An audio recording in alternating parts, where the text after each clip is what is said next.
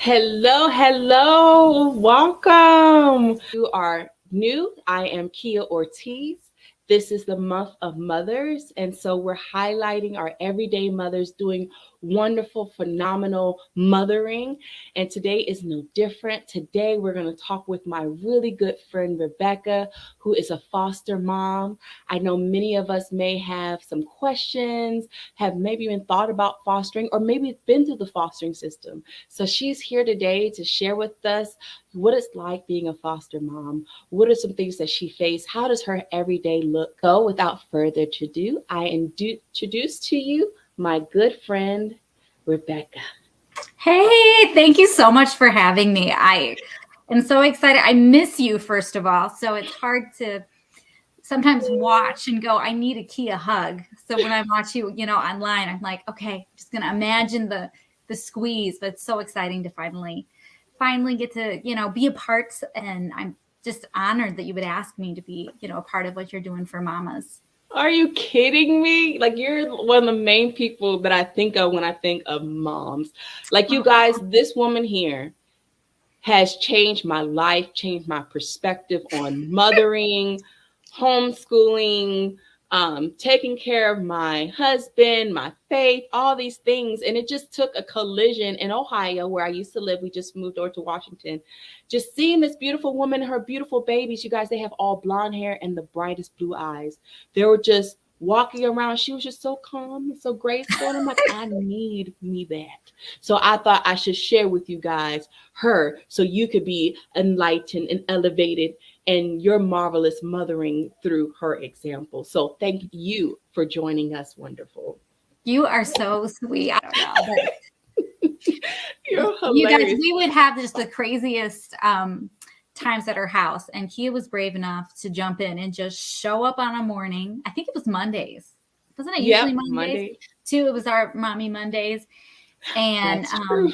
the children would just run wild. And we would patch together a semblance of a meal. There would be laundry out. There would be children with their various needs. It got wild. It got wild. So I'm so glad you were willing to join and that you walked away not going, oh my goodness, this lady is crazy.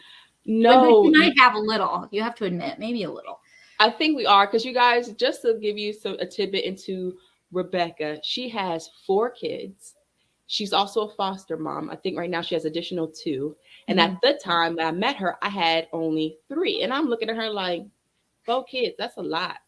But she managed to help me and managed to give me insight, allow me into her home. And so, yes, we would get together on Mondays and have play dates with another mom who also had 4 kids. And so it's like this just awesomeness was happening with all these kids running about. And I was them to shh, no, be quiet, don't da, da, da. And Rebecca would just drink her coffee. Girl, let him go. She had a whole playroom. That's where I got the playroom idea from. Had to go to the playroom or go outside, and she'll just be calmly going about her business. So I'm not surprised that the government got wind of your home and got wind of you and was like, let's send her some more kids. So let's start with that. Like, when did the desire to become a foster mom happen for you? It's a hard question to kind of go back and say, what was the origin of this? I was always, as a kid, a reader and fell in love with all the classic stories, loved all the, Disney princesses. Anne of Green Gables was my, girl. She named plants that she walked by. And that gives you a picture of, the way I am right there.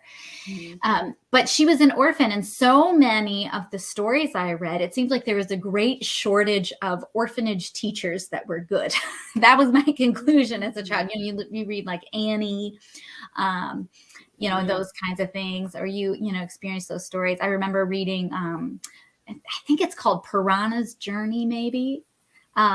But just following a girl in Afghanistan who's an orphan and escaping and finds a baby on the side of the road and takes care of her. So as a 11-year-old, 10-year-old, I had a very romantic idea of what, just rescuing orphans or being involved in children who needed homes, was. Of course, very idealistic.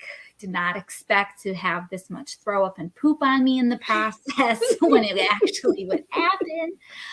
Certainly didn't think that I would, shed tears over this and say, what in the world were we thinking? So that, that was sort of the start. But really, my grandmother, who I've talked to you a lot about, because she Yeah.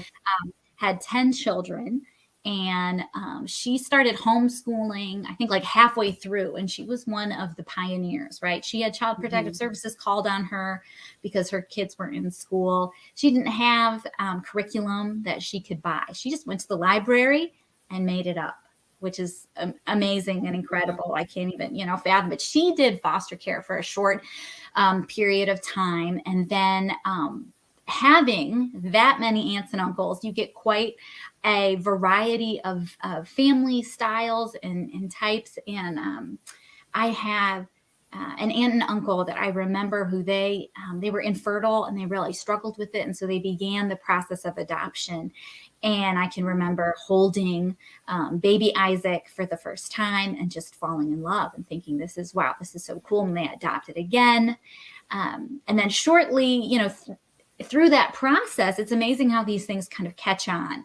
How when you have a visual of what a type of ministry looks like, it makes it seem like, wait a minute, okay, I could do that. I see what this actually looks like. And so then I had other family members. I actually had cousins, beautiful single ladies who were saying, okay, I thought I'd be married by now. What do I do? I want to be a mother. And they started fostering, just in faith that the Lord would provide for them, and even adopted. And everyone goes, oh my goodness, how is a man going to want you now, is what people said. But they really trusted the Lord, and are both married with a lot more kids, now. So it's just very cool to see this. So I was surrounded really by it. And then when we came to Dayton, to our church, the pastor and his wife had adopted. Several other people, had. And then I knew, a friend who was fostering. And I was working as the nursery director over a lot of the childcare stuff going on in the church. And so I got to know these precious little boys. And so I started asking questions, and it just felt like, yes, this is what I want to do. This is this other side. And, I looked at adoption and was like, man, I don't have $50,000 to adopt a child from another country. Cause that's, really what the price tag is for a lot of these kids. And even in the US private adoptions, there's a lot that includes medical expenses and background checks. And it is a lot. But I felt this calling, to take care of children. So like, okay, Lord, what does that look like? So in foster care, the completely, different situation. Instead of you going out and looking for a kid, the government is looking for you to take in, children. And so that really attracted me to it. And it was on my heart and kind of growing. But it was not a vision that was shared by my whole family. I was going to ask you that, how did you get everybody else on board with your vision? So thankfully, I didn't have to strive and try, although I certainly did, begged and pleaded and thought of all these different ways, tried to make him feel guilty by showing my family pictures of orphans. Like, don't you want, to rescue these kids? But the Lord works, in his way and his timing. I mean, we both just grew up kind of with more of a sense of that we chose God. Like, we both grew up in Christian families. We were both homeschooled. We lived kind of in the middle of nowhere in Ohio. We were the oldest, and all of you out there who are the oldest of big families, I'm the oldest of 6. He's the oldest of 8. We really were like, you're doing really great. And Jesus is just so happy to have you on his team. And of course, we wouldn't have said that, but there was a lot, I think, in our hearts and minds that, was kind of on that path. And so I'm very thankful as I look back, because Josh's, I guess, caution forced me to evaluate, why do I want this? Why are these desires in my heart? And what really is the theology behind why someone would foster or why someone would adopt. And I'm glad, because when you're in it, feelings of I want to make the world a better place and I just want to do good are not enough, because you reach a point of like, it's impossible. I can't make the world a better place. And that's a good place to come to, ironically, because it's only Christ. We don't get to die on the cross. We have to rest in him. And so as we started to see in scripture, this adoption, that Jesus adopts us, that we are, it says we're dead in our sins. So we are laying there, not moving, and he comes and rescues us and he draws us with his spirit. And so then when you take what he has done and apply that to children who need a home, whether that be forever or for a short amount of time, you see that it's not about us getting a kid. It's not about we already have 4 kids. Some people are into that. It's they need a family. And just like God the Father goes and gets us, and we don't choose. We're not saying send your Holy Spirit, come and draw me. He just romances us. He goes after us, while we're his enemy, as scripture says. And as that really sunk in and penetrated, it was oh, we have to do this. And I remember just sitting at a restaurant and Josh looking over at me and saying, yeah, we'll probably do it. We'll probably do foster care and adoption. And of course, in my mind, I'm like, yes. So a week later, I'm like, hey, here's all the foster care agencies and this is this. And he's like, whoa. Like men often we wonder, do. Yeah, we wonder why, husbands are cautious. It's because they let a little bit of green light, out, and we're like, okay, it's done. We're doing it. Yeah. It's already done in our mind. Yeah, I've been planning this. He said yes. For the kids, it's really was not hard to say, hey, we are going to show hospitality and, take in babies. And for us, it was important to have, to maintain age, the age order.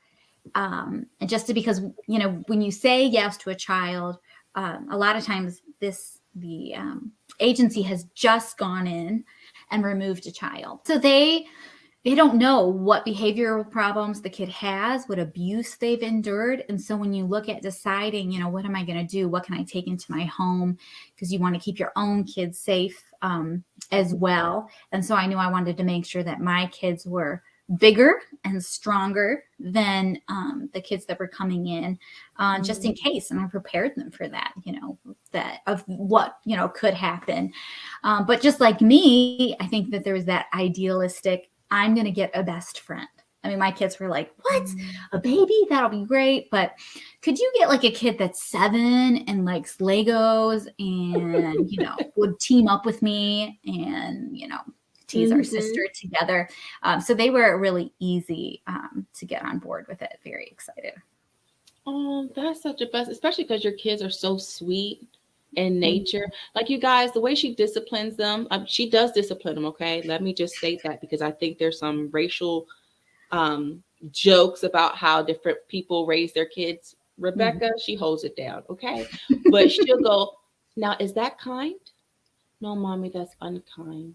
And they'll go fix or whatever they got to do. And I'm, oh my goodness, I just want to put them in my little pocket. Like they're just so sweet, gentle, and kind. Right. So it makes sense on why your kids are on board with that. So you guys decided, you made the decision. And I think a lot of people like you, I'm going to go and rescue kids. I'm going to foster, I'm going to adopt, I'm going to do these things, but really not necessarily know how to go about it or what that process looks like. Can you share with us what that process looked like for you guys? Yeah. So I knew a friend, that fostered, and I was like, what do you do? How do you start? And I started reading all the blogs. I read a great book by Jason Johnson. It's called Reforming Foster Care. And it was the gospel seen through foster care. And that kind of lit the fire because that confirmed that this wasn't just something I wanted to do. You have to check yourself and to say, am I chasing after wanting to look like that person that fosters? Am I chasing after wanting to seem that way? Or am I really, is this really what I'm called to do? And I'm ready to lay down my life for these kids. And I think just like Paul, when he says to Jesus, like, yeah, I'll do whatever. I'm so sorry. I've been persecuting Christians. I'll do whatever you want. And Jesus says, I will show you what it means to suffer for me. And that's kind of not that it's a rough commercial really for foster care, but it is such a take up your cross kind of moment. But in the beginning, and I think it's good that we come in with a little naivete. I think whatever the Lord calls us to, in his mercy, he holds some knowledge back so that we don't run away. Oh my goodness, yes. Yeah. So I got a hold of my friend, and we signed up for this informational meeting. So you can, as a foster parent, either go and become a foster parent with your county, and then you would go probably to the website of whatever county you're in, the main place, and you would find an email address or an informational meeting that would start the process. And you would be working directly with the county. We went to, I guess it's like a private agency. And so they kind of work as a middleman. And so when you go through them, if a county cannot find a foster family, they send it out to agencies to find someone. So because of that, you are licensed then to foster anyone in the state. Oh, okay. But, with that comes if they can't find someone to take these kids and they're sending them to the agency, then you're kind of like the last resort.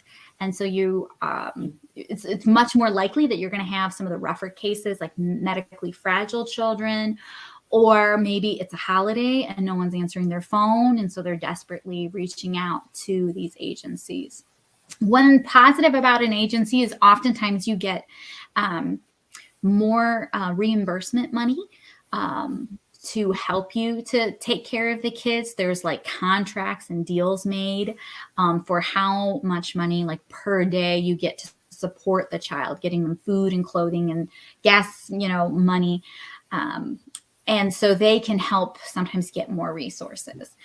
What's tough about it is you're kind of, it is a business kind of model. Their jobs at this agency are dependent on kids coming into care, right? And getting kids. And so it's interesting to kind of look into agencies. What's their business model? Are they a nonprofit? Are they for-profit? What is their mission? There's a lot of places of faith, that would provide like free Christian counseling for the family. There's a lot of different, ways or places. I know there's an agency in Ohio that strictly is for medically fragile. So if you are a nurse or a doctor, or if you just know a lot about medical stuff and feel called, if you go through them, you would only get medically fragile children, but they, as an agency, are very supportive. So you would get extra social care visits, extra training, and just people that, know kind of what they're talking about. So there's a lot of options, a lot of things to go. But if you go through an agency, you still are dealing with the county, and the county caseworkers and the county judges are still the ones making the decision. So you can kind of look into those different options. We went with an agency, basically with our friend, having no idea what we were getting into. I don't think I knew the difference between any of it when I went to the meeting. It's just like, we watched that movie, Instant Family, which is hilarious. Oh my gosh, that movie's hilarious. It is. And they exaggerate on some things, but it's very, very funny and accurate, really, on how it feels, on how the meetings feel, the different people that stand up, and you're like, oh my goodness, are they going to be a foster parent? Like, Jesus, take the wheel. Interesting. So it's very, very much those awkward kind of moments that you have to go through it. And so then what we had to do was do classes. And so I'm trying to remember how many, But it's like once a week, you go for a couple hours and you move through these modules. And then at the end of it, when they're completed, you move forward in, getting CPR trained. Someone comes and looks at your house to make sure it's safe. Mm-hmm. People get very anxious about that. It is much easier to pass than you think. It's Oh, wow. each child just has to have, a bed, a room with a window. Children can share rooms, even with your bio children. And so a lot of people feel like they don't have enough room. But it's surprising. You can have up to 4 children per room. So for most, people, there's room by the government standards. Now that's just for Ohio, so it might be a little different for each state. Now that I'm thinking about it. But after that, they move, let's see, to, you'd have an interview. And that interview for us was basically like a Word document that had lots and lots and lots of questions. It's like, Mm-hmm. how are you disciplined as a child? What do you think is a good afternoon to spend with a child? What qualities does a parent have? Just tons and tons and tons of pages of random things describing your own memories. And that, once again, that's something that can be intimidating. But once you get into it, something to keep in mind is that the people reading these things and the people looking through your house, they want you to be a foster parent. They are rooting for you.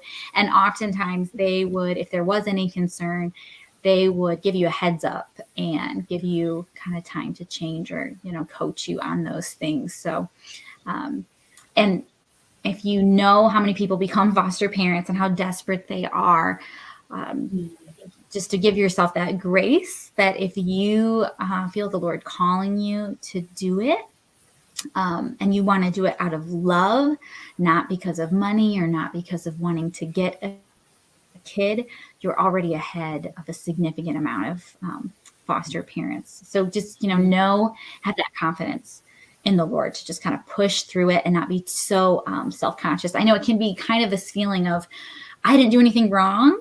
Mm-hmm. I'm not the one who's lost my kids. And then you feel like, why am I being scrutinized? But it's so, it's good that we're checking into foster parents. Yeah. It's good. We probably need to be more so on that, but do not be, discouraged through that process. There is ongoing training that you can get. You have to be certified every 2 years. So every 2 years you go through and have your house checked and answer a few questions again. You do have to have a doctor's note. So, one thing is that you have to be a healthy person. You in different states would require you to have all vaccines and your dogs to have all vaccines. Other states allow you to have a religious exemption or a exemption of conscienciousness. So either way, your conscience, not consciousness. I can't talk tonight, but so it'll just be kind of like state specific, and you would talk to your doctor, and they would fill out a form just to verify, like, hey, you have the energy to do this. And once again, that is a good thing for them to check. Yeah. So that process, some people, they take a long time, like a year to do it. For us, we just in just a couple months. We're fitting it in right before my husband started seminary and just kind of launching all of that. And so it worked better for our schedule, in the summer to have just a reoccurring date night where we could go and, talk about it and get the training. That is awesome.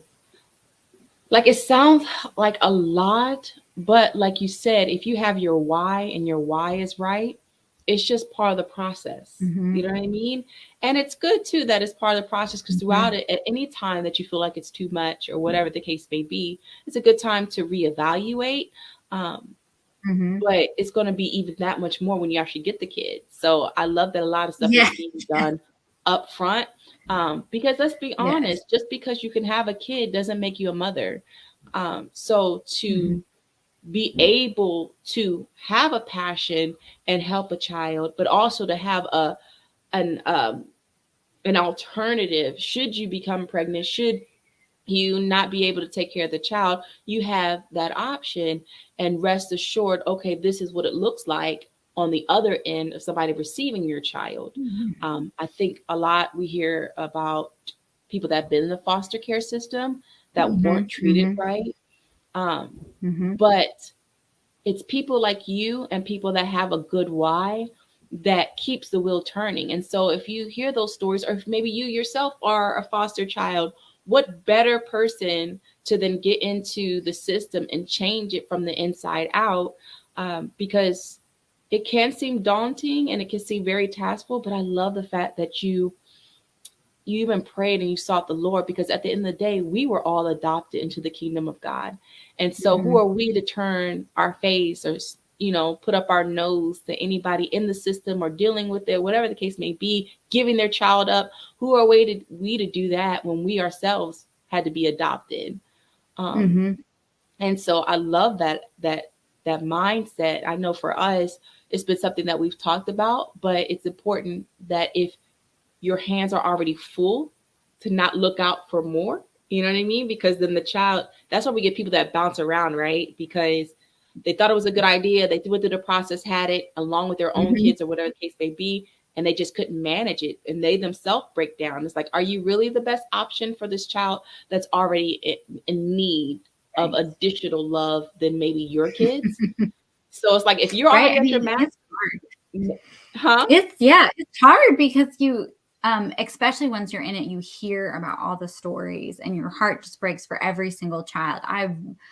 We got so many calls and so many texts, and I wanted to say yes to every single one. And it's another great thing about having a more cautious spouse is to slow down and say, can we really do that? Is that really what would work for our family? And it can be comforting. So I won't take kids that are older than my children. And sometimes I can feel guilty about that decision, and other parents, other people make different decisions. So you just, as a couple, have to really be fully united on what your boundaries are and what you'll do and how you work. I know people who only take one child at a time. I know, people who will take 4 or 5 at a time. I know, people who will only do teenagers or different age. I had a friend who felt so sad because she had to say no to a baby because she works from home full time, and she just knew that just was not, going to work. And really that almost gave me comfort, because I said, oh, well, those are the only ones I can take. So seeing how you fit in the puzzle piece and how God calls different people to do different things and foster and adapt, or even support and encourage in different ways, can be so comforting. I have an amazing friend who has always wanted to foster or adopt, but it has just not been God's timing or not what's going on in their family. And she just showed up at my house one day and said, hey, I'm going to stop complaining about the Lord's timing, and I'm here to clean your car. And I'm like, are you sure? What?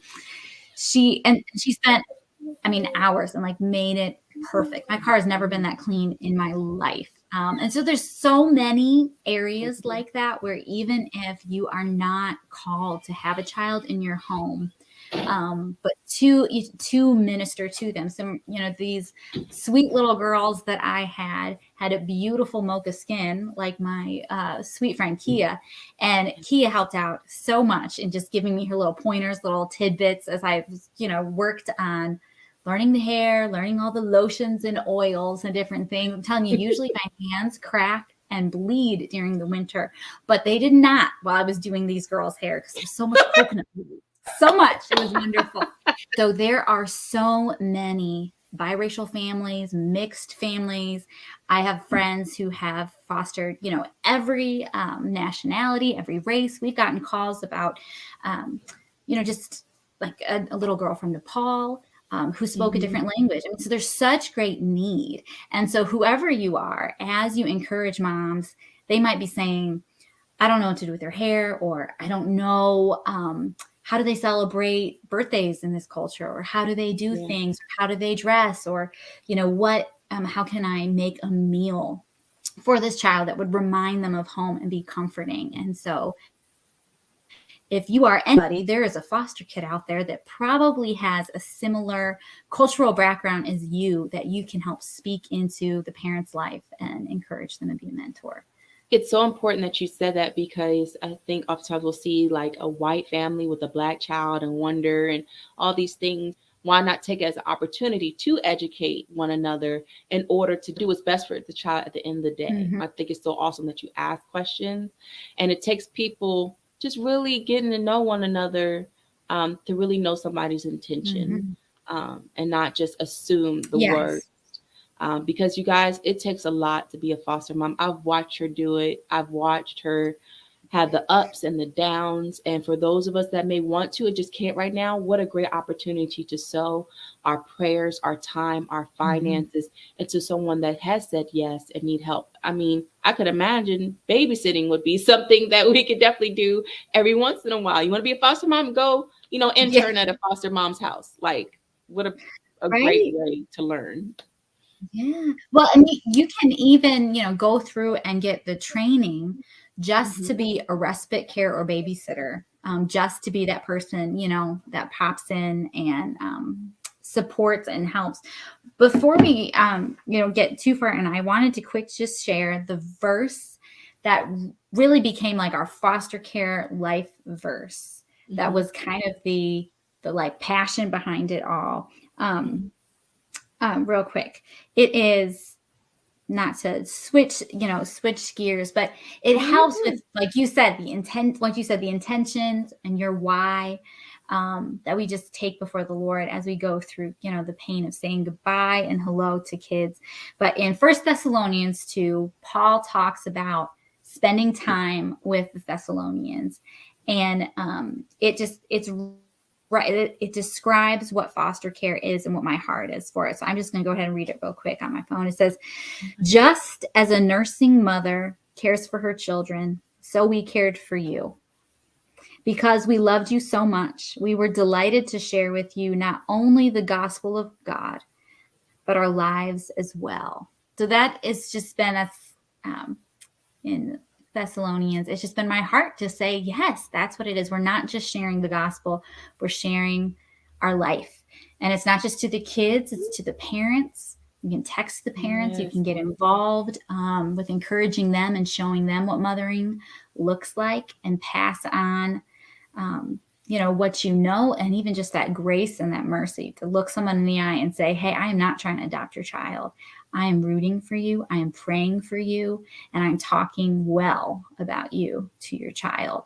Those are, the kinds of things that can change someone's life. And it's hard because foster care is very dark. It is, no one's in foster care because of good things. And even if you have the opportunity to adopt a child, you celebrate that you get to celebrate that child and be their mother because you have mothered them. But there is Yes.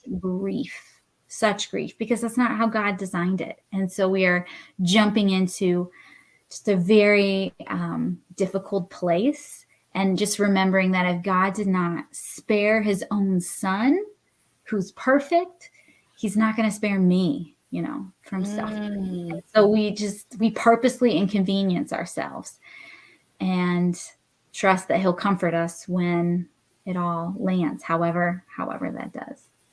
Mm. I love it. You guys, you see why she's so wonderful? Oh, you're Like, so get you sweet. a Rebecca in your life, and I'll let y'all borrow her. So you can comment below any questions, anything you have for her. I'm sure she'll be able at some point to tune in, to your comments and answer any questions you have. Yes.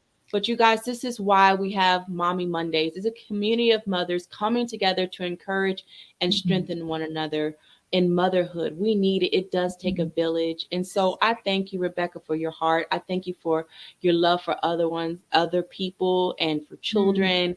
And I just thank you for being the light on this earth, that when we look at you, we can have hope that there is good walking and breathing. So thank you. I love you so much. And I'm going to let Thank you go to your you. wonderful life. All Thank right. Thank you you. so much.